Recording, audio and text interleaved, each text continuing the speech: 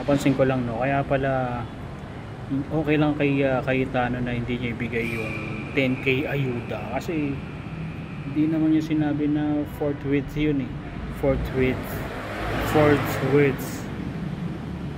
Kaya okay lang talaga na hindi ibigay eh. Sa nung napanood ko si Cayetano kahapon sa Senate, alam ko talaga na siya yung boboses dun eh. Kasi si Cayetano yung vice president, running mate ni ano yan eh, ni Digong nung presidential election. Kaya okay din yung style niya na laylo lang siya, di ba? Pero nung kailangan na niya mag-step up, ayun na, kahapon, di ba? Talagang siya yung bumoses. Ang galing, talagang napabilib ako sa kanya. Yung 10k na lang talaga yung kulang para talagang suportado ko na siya.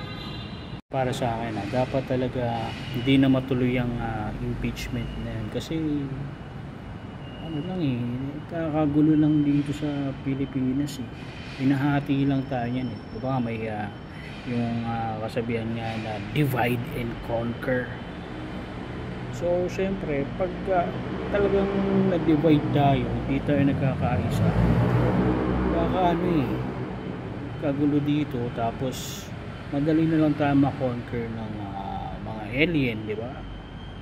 Kaya dapat magkaisa na tayo, tigilan na natin yung impeachment yan. Hindi naman ano yan, hindi naman makakatulong talaga yan eh, di ba? Politics lang yan eh.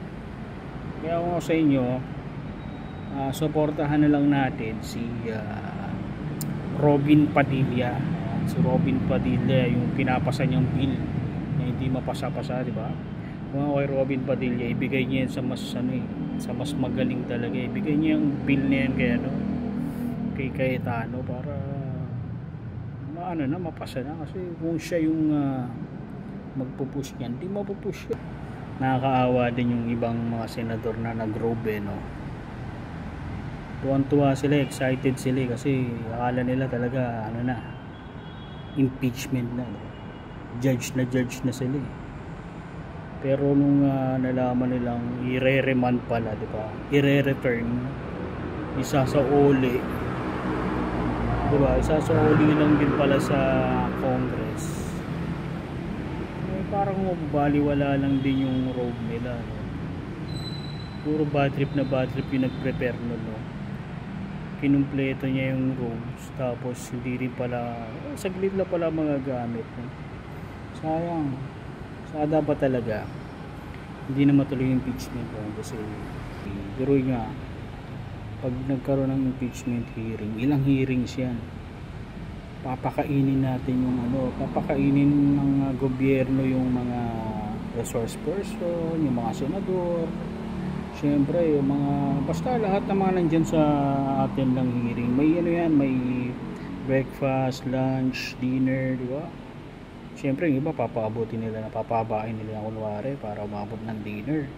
May mga merienda pa yan, may mga pa yan, mani, di ba? Siyempre yung drinks, laging unlimited yan.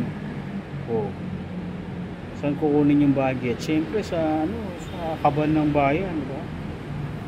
Kung pinamimigay na lang nila sa mga mahihirap, di ba?